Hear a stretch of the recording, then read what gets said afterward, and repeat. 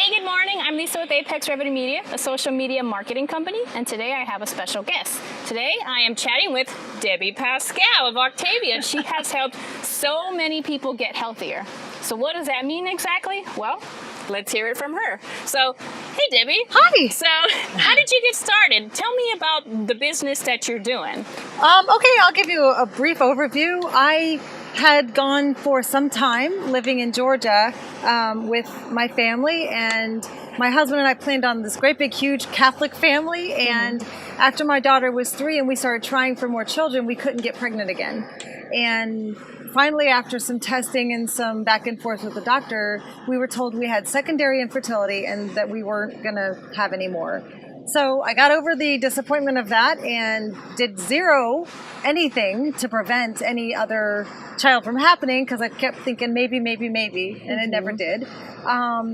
So we got to a place where my daughter was getting older. She was going to a charter school, and I was living this life working pharmacy part-time and going to the gym all the time and following a paleo-ish diet and living life and living really, really healthy. And it turns out when you do that, you get fertile. And so I now have 2 children, about 10 years apart from each other, 10 and a half years apart. So he was a bit of a surprise, but it was a good one. And so in a little bit of time, we ended up with my husband getting a transfer down here to Florida, where I'm thrilled. Awesome. I love it here. I will not move again. And that's hard for a nomad army brat to say, but I love it here. So we moved here and we're starting over, and I had to leave my job at the pharmacy, and my daughter was having to meet new kids and everything, getting used to the new place that we lived, and started seeing my sister do things on Facebook. She was posting about getting healthier, and that was really nice for me to see that. And then my mom started the same thing, and I was like, what are you guys doing?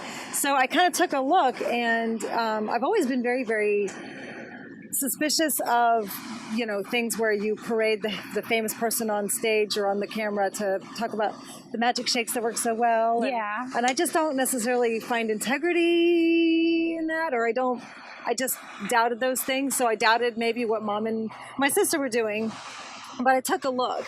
And just because I was so happy watching them get healthier. And when I did, I realized that this was so much more than just, buy my magic shakes or whatever. This was all about creating health and using actual medical knowledge and integrity knowledge. I remember one time, the thing that sold me was I was doing this challenge thing they had, and they started talking about, if somebody has offended you in the past and you've been holding on to that hurt and it just causes you pain, consider just letting it go and forgiving that person, and just let them off the hook, let yourself off the hook. And I was reading this thing and thinking, that is so much more about becoming a good person than about losing a couple pounds.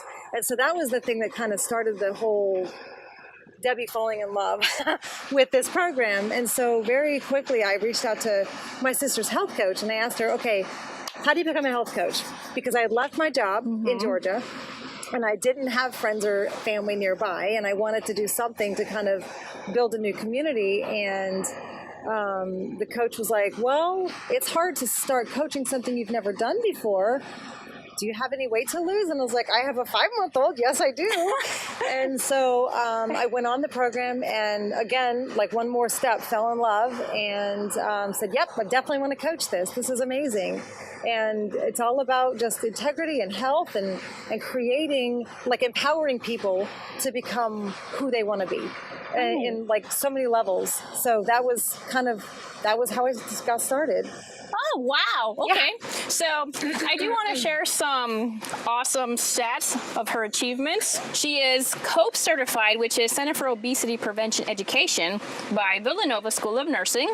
And she qualified and earned a 7-day cruise, which she's about to be taking soon. She's impacted 122 lives so far, which is over a total of 500 pounds lost. Wow. I know, it's amazing. But it's not just about people losing weight. It's about watching people invent their lives, and so like coaching, I like that we call it coaching, because it's not like I work for somebody and I help them by doing all the work for them. And it's not like, and coaching is like, not like, I'm not doing it for you, but I'm also not yelling at you and like beating you down. So it's up to the person if they're ready. Right. That's, they have, like, I say, like, I have the map. I'm going to tell you where to go and how to get there, but you have your foot on the gas and you have the steering wheel, so you get to decide how fast we go and where we go. And you just get to listen to me or not listen to me, but either way, I'm here rooting for you and helping you to get to your goal. It's about empowering somebody else. And what's cool is watching, like, people, when they have lived in an unhealthy way for long enough, it makes you feel bad. And either because physically you feel bad or because emotionally you feel bad, or both. And most times it's both. And so when you get to be with somebody and help that person to gain confidence and competence, both, and they start learning what they need to do to stay that way forever. So it's not like, hey, let's lose some weight for a wedding and you can gain it back later. It's about like, let's put you on this new path to become this 2.0 version of yourself. And life. Yes. It's forever. We call it lifelong transformation. And that's exactly what it is. So if someone kind of embraces everything that I present to them and that the whole community presents to them, then they can become this healthier version of who they already are. And it's awesome. Yeah. So then I have a question for you. Mm-hmm. So I've noticed that, I saw a stat that said about 50% of America will be obese by 2020. Is that right?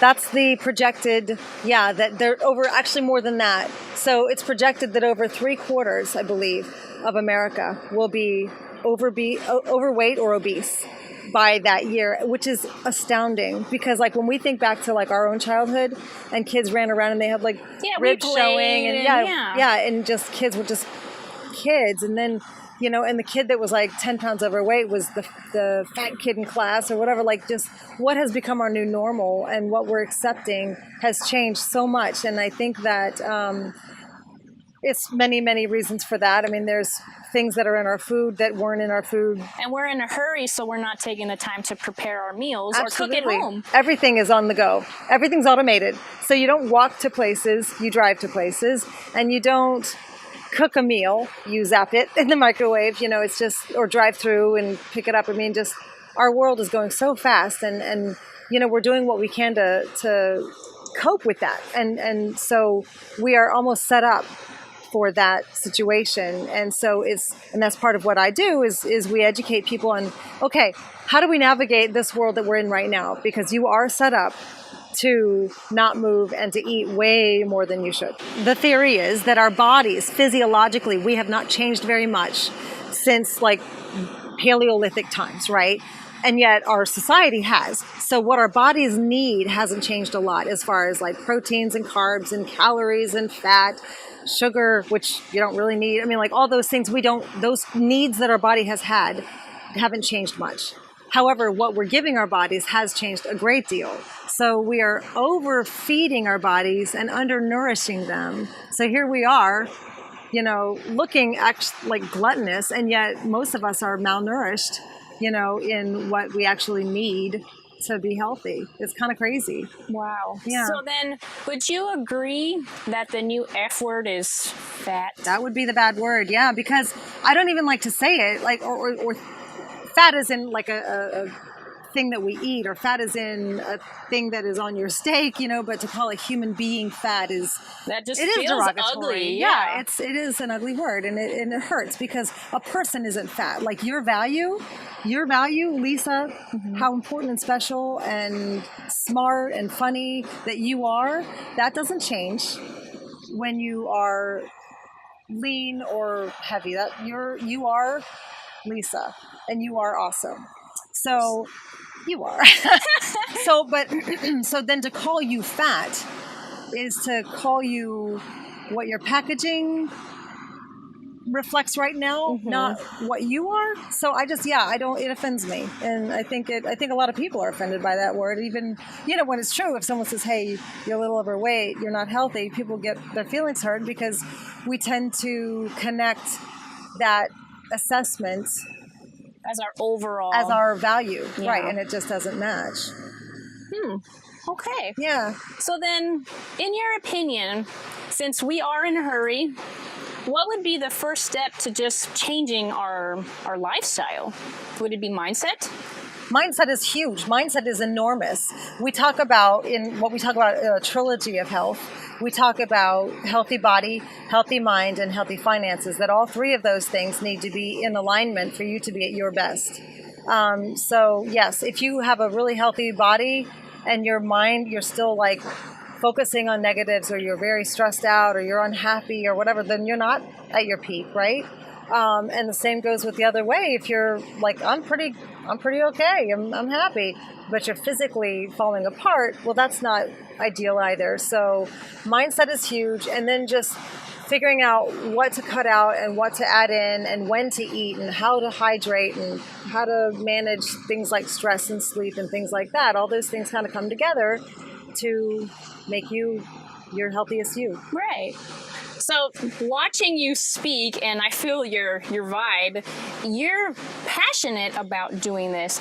But what I really, really want to know is why? Like, what is the deep-rooted reason why you're doing this? And I love that you're helping, but I just want to know, like, what's your why? So I have always liked helping other people. That's always been a love of mine. I did come from a medical and scientific family. We've got like a lot of like medicine and science, and then we have a lot of like drama and theater and performing arts.